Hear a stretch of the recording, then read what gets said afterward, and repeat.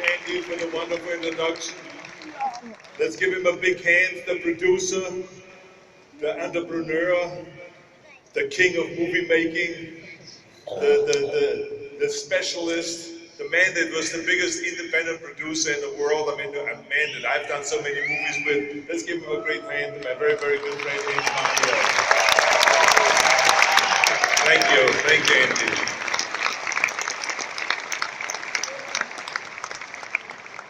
First of all, let me just say it is wonderful to be back again in Hungary. I mean, I love this place. What a fantastic place. I've come here, of course, many, many times in the past. I've come here to work out with my bodybuilding friends.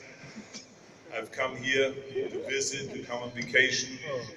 I came here to promote my movies. And of course, I also did a movie here, Red Heat, in 1988. And what a great experience it was to be here and to do a movie with Andy Vania and to enjoy the great workmanship of the Hungarian people, the great acting, the great stage building and all that. So it was really a wonderful experience. But today, I'm here for this exciting event here called Success Day of 2015. I never thought that I'm going to come to Hungary and do a success speech here in Budapest. But here I am with some great entrepreneurs and pioneers, and I love this kind of an energy that I see here in this auditorium. So it is wonderful to be with all of you today. Now let me tell you that before I do a speech, I always do a little bit of informal poll to check out what the people want me to talk about. Because you never know. Sometimes you talk about bodybuilding, sometimes about show business, sometimes you talk about politics, sometimes about stem cell research, sometimes about the environment, all those different things. So I wanted to know, what does this audience want me to talk about? So the numbers were really interesting. They were kind of all over the place. 40% of the people wanted me to talk about politics. 50% of the people wanted me to talk about show business and about bodybuilding. And the other 10% of the people just wanted their money back for some of my shitty movies that I've done. I mean, come on now, guys. That was like 40, 50 years ago. But seriously though, all jokes aside, wherever I go in the world, people do ask me all the time about what is the secret to success. And I always tell them, the short version of course. I tell them that first of all, you have to have a 22-inch bicep. Second is you have to be able to wrestle predators with your bare hands. The third is you have to be able to travel back on time and to save the human race. And the fourth is, of course, you have to have this charming Austrian accent. No two ways about it. Those are the things that you have to have. But today we don't have to give you the short version, today we can do it the longer version because this is, after all, a seminar about success. So today I can talk to you about my 6 rules that made me successful. I believe that these rules can apply to just anybody. It doesn't have to be someone that wants to be a bodybuilding champion or a leading actor or a governor of the state of California or anything like that.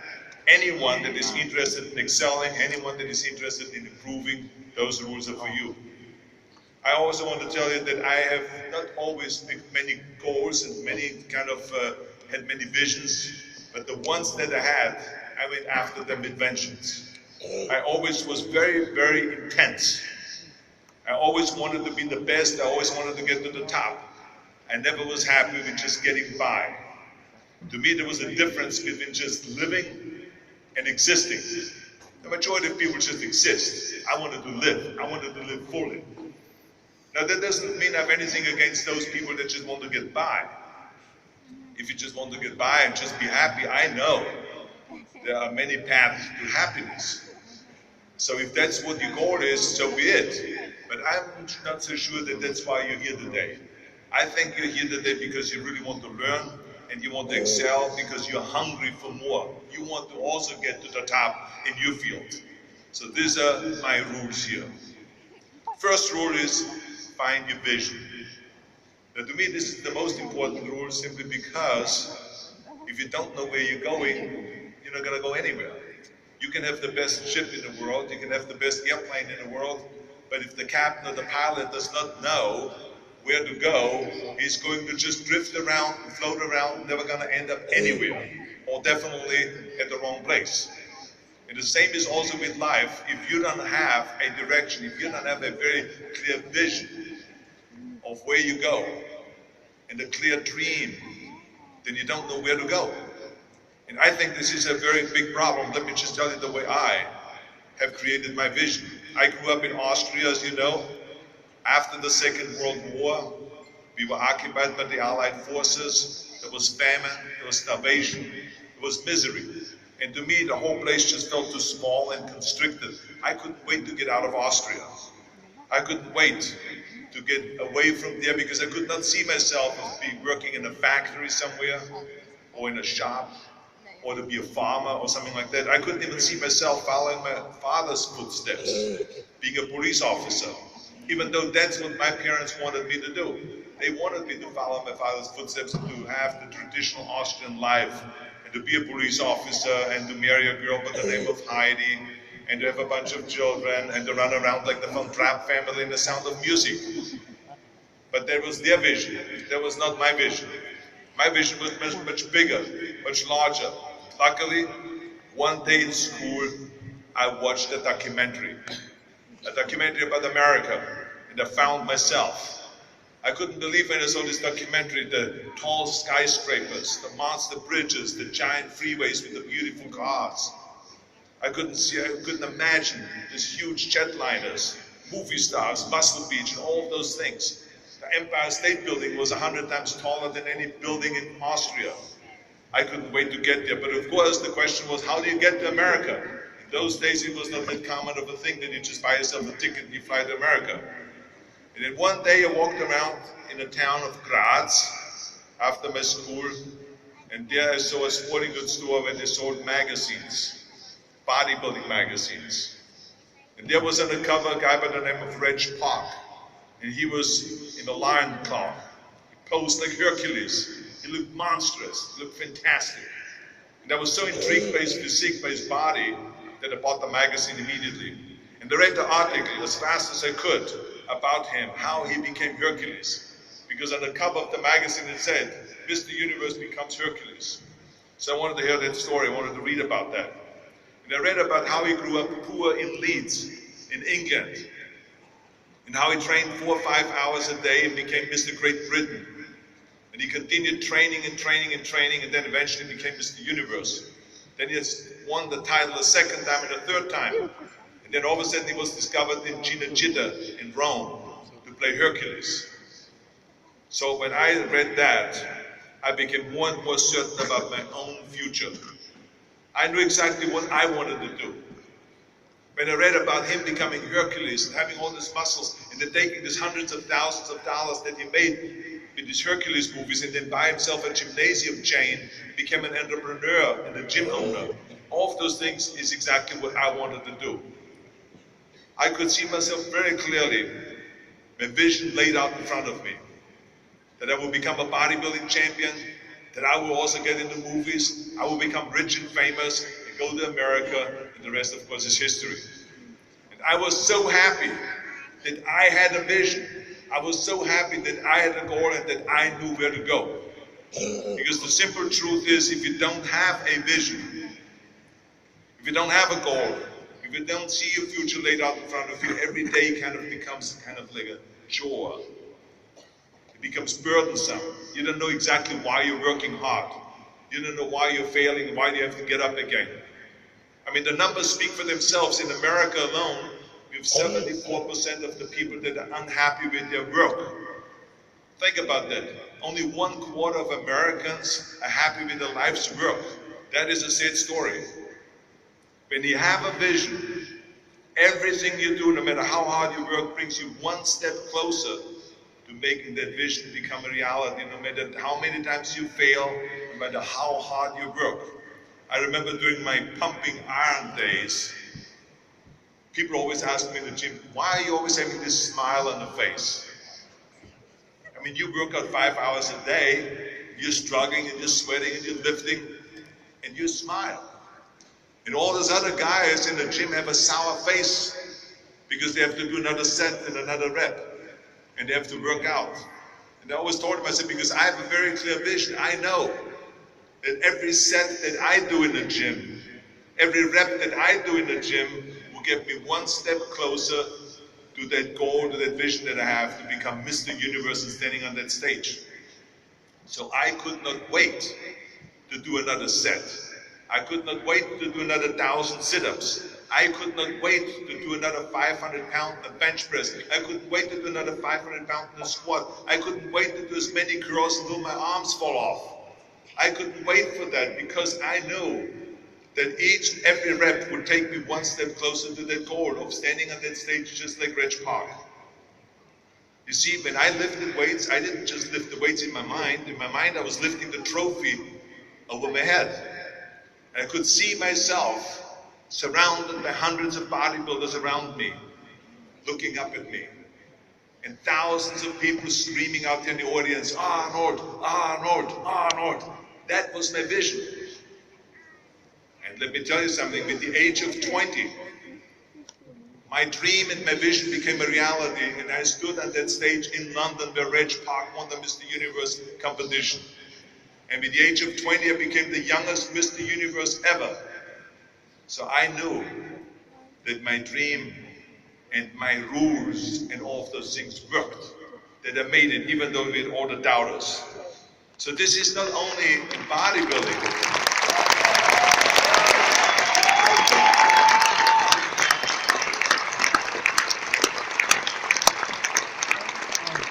But this was not just in bodybuilding. It was with everything like that. It was like this in show business. It was like this when I ran for governor. Whatever big goals that I had, it was the same thing. It was the vision that was so important. I remember very clearly when we did the scene in Conan the Barbarian.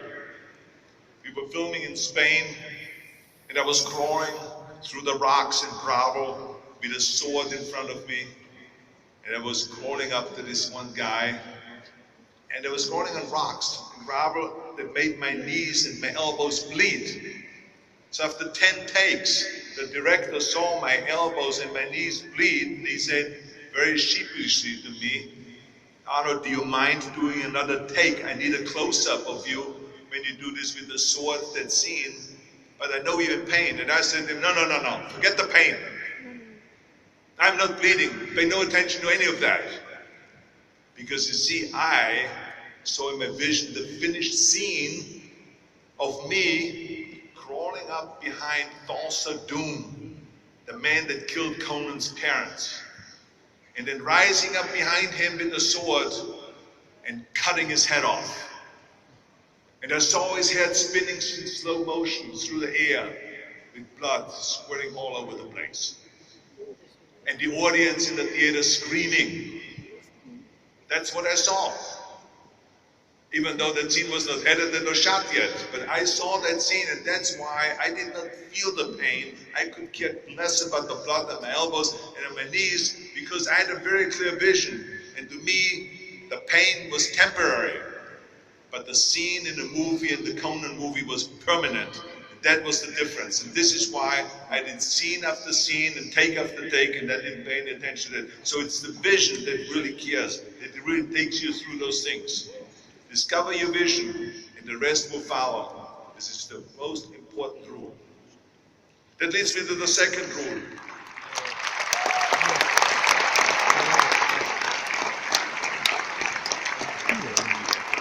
The second rule is never ever think small. If you're going to accomplish anything, you have to think big. You have to think the stars. Because the biggest challenge most people have is this think small. They think small, and this is the worst enemy that you can have. I had never had any patience for any of that. To me, there's a saying in German that says, wenn schon, denn schon. If you do something, then go all out. Go all the way. I always felt that too big is not big enough.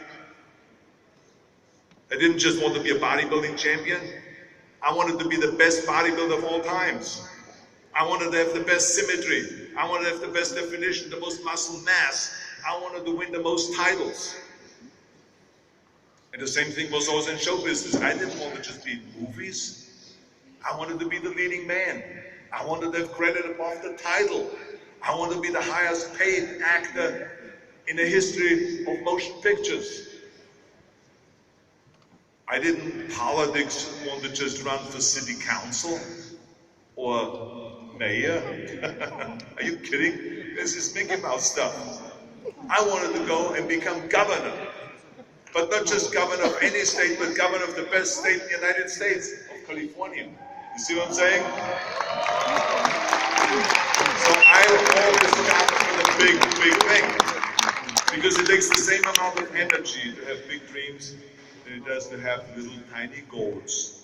So remember, never think small, think big. The third rule is ignore the naysayers.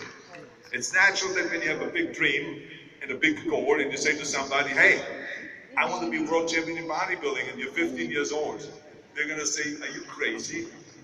This is not going to happen. It's impossible. So no matter what goal I ever had in life, people always said, it's crazy, it's impossible, it couldn't happen. No, no, no. So I heard this all my life, but I never paid attention to it. Because what I did was, and I recommend this to you, take those words, no and impossible and it can't happen. Take all of this out of your vocabulary. Each of my careers, when someone said it's impossible, I heard it's possible. When someone said it can't be done, I heard it can be done. When someone said no, I heard aloud, yes. I always believed in what Nelson Mandela said. Nelson Mandela said that everything seems to always be impossible until someone does it. You see? Until someone does it. Then all of a sudden it's possible. Well, I wanted to be that one that breaks through and be the first one that make it possible. Just think about how many times my career would have ended if I would have listened to the naysayers. It started right away bodybuilding when they said it can't be done. They said it's an American sport. Are you crazy?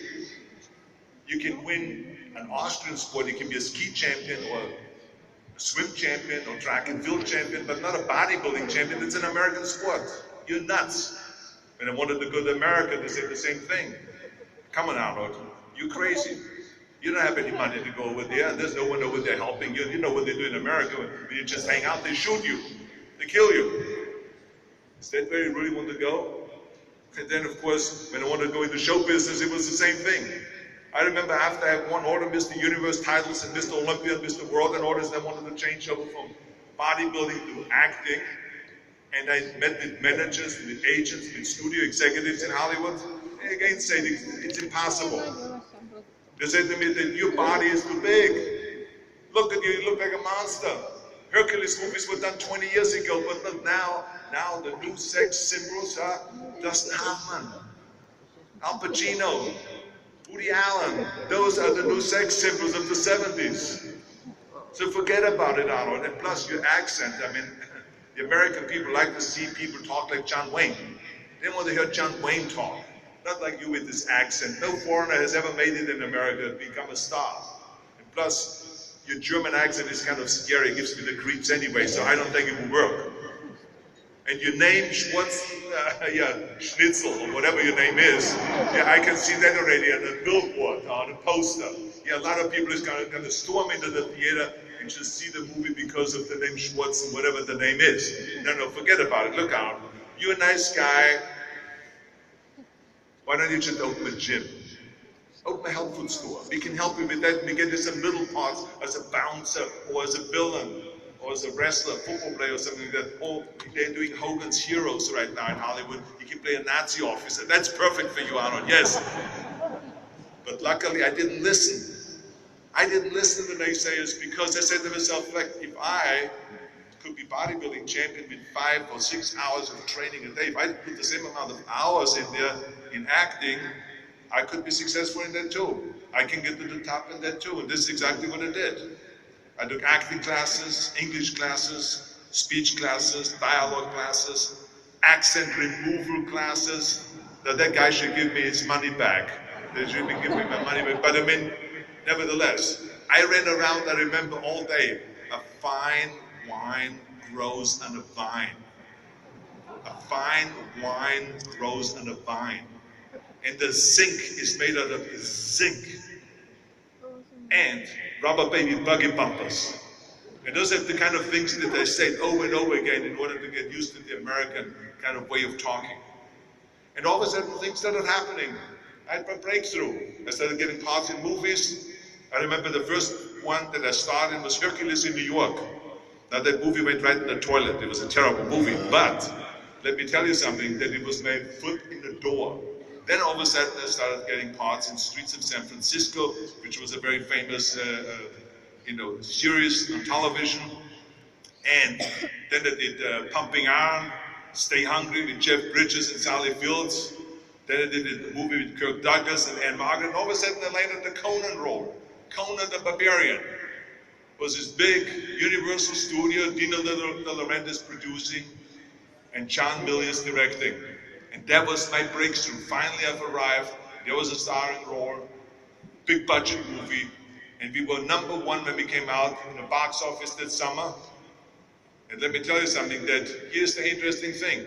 When the movie was finished and it came out, John Milius, the director, said if we wouldn't have had Schwarzenegger, we would have had to build one. Because there was no one around with a body like that to play Conan the Barbarian. If we wouldn't have had Schwarzenegger, we would have had to build one, he said.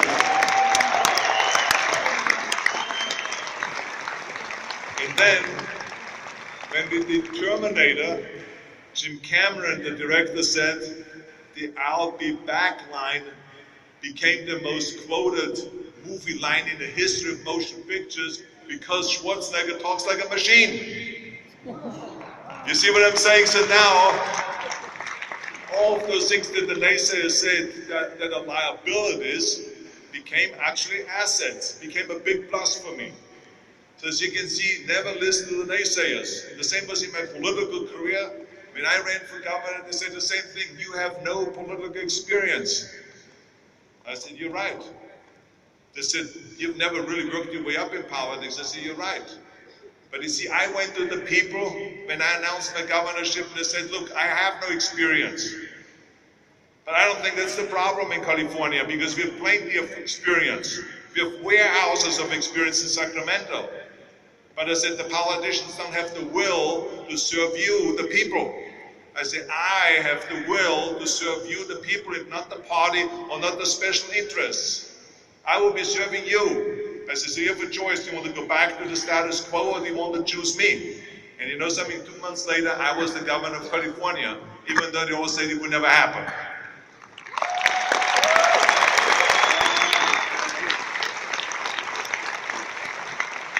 If I would have listened to the naysayers, I would still be in the Austrian Alps yodeling.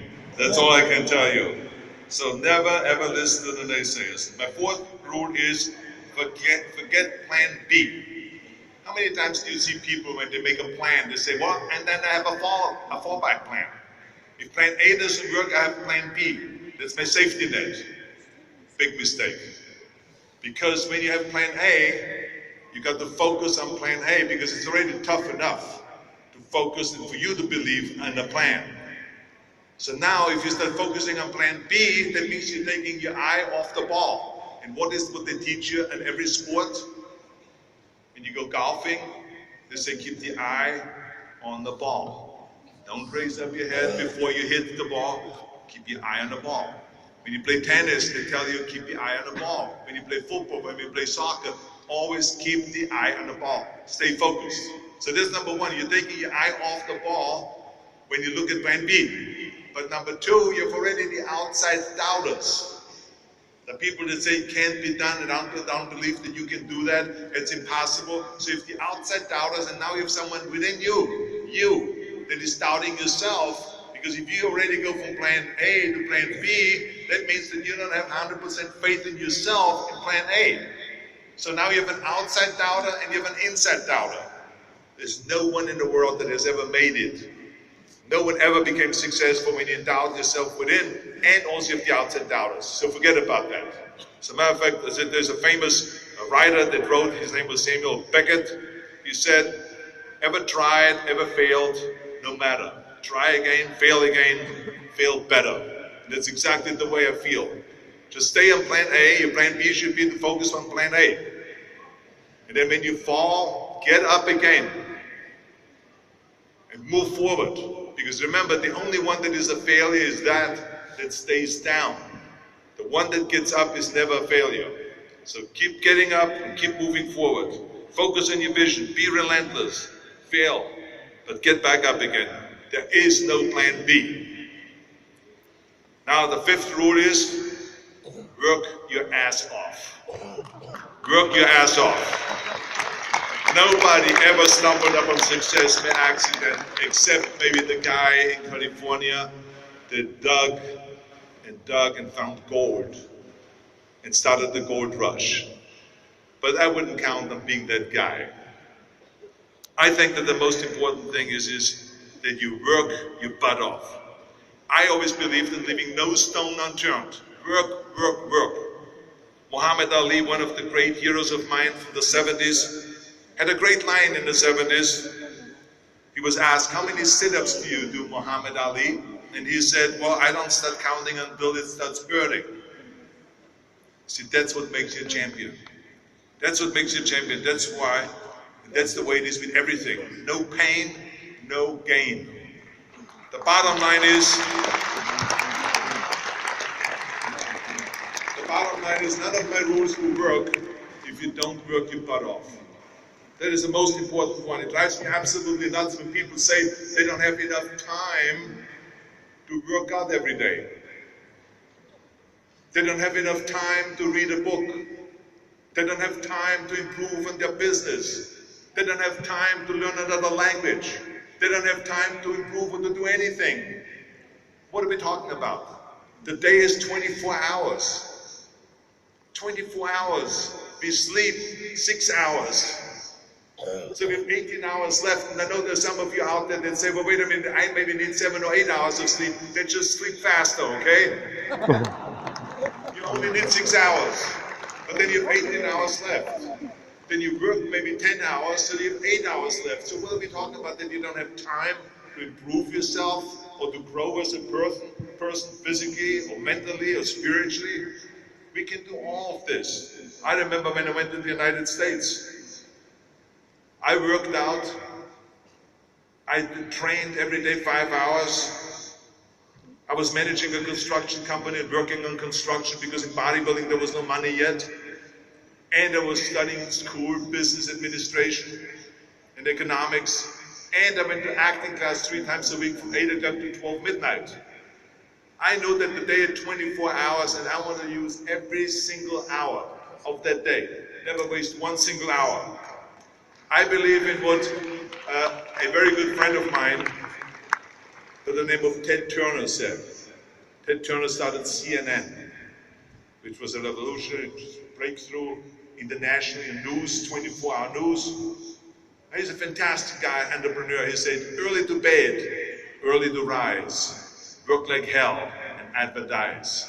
That's what I believe, that's what we need to do. Just remember, you can't climb the ladder of success with your hands in the pockets. You got to work your butt off. That's that simple.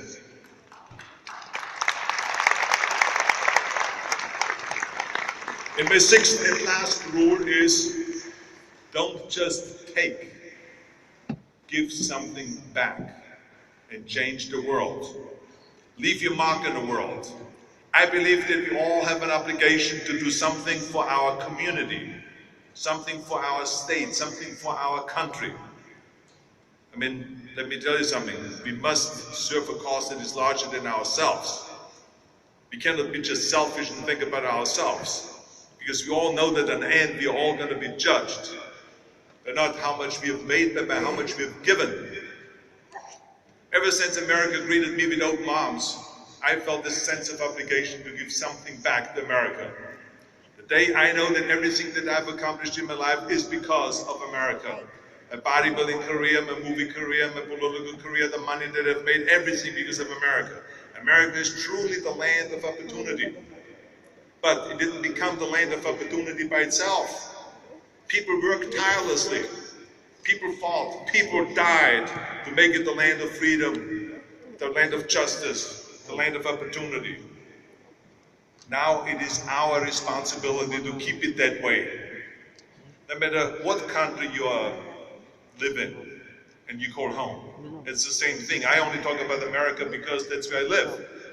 But for you, it's Hungary. For you, maybe it's Austria, it's Germany, it's the Ukraine, it's Russia, it's China, it's Italy. Whoever is sitting out there, think about that. You have the responsibility to give something back to your community, to your country. I love the words of my father-in-law, Sergeant Shriver, who started the Peace Corps and the Job Corps and Legal Aid to the Poor and all kinds of wonderful programs. He said at the Yale University commencement speech, he said to the kids, tear down that mirror. Tear down that mirror in front of you that makes you always look at yourself. And you will be able to look beyond this mirror. And you will see the millions of people that need your help. You know something, he was right. I started tearing down that mirror. I saw the millions of people that needed my help. And I became a trainer of Special Olympians. I became the chairman of the President's Council on Physical Fitness and Sports between 1990 and 1993. I started after-school programs all over the United States for kids that were disadvantaged, they didn't have parents in the afternoon when they got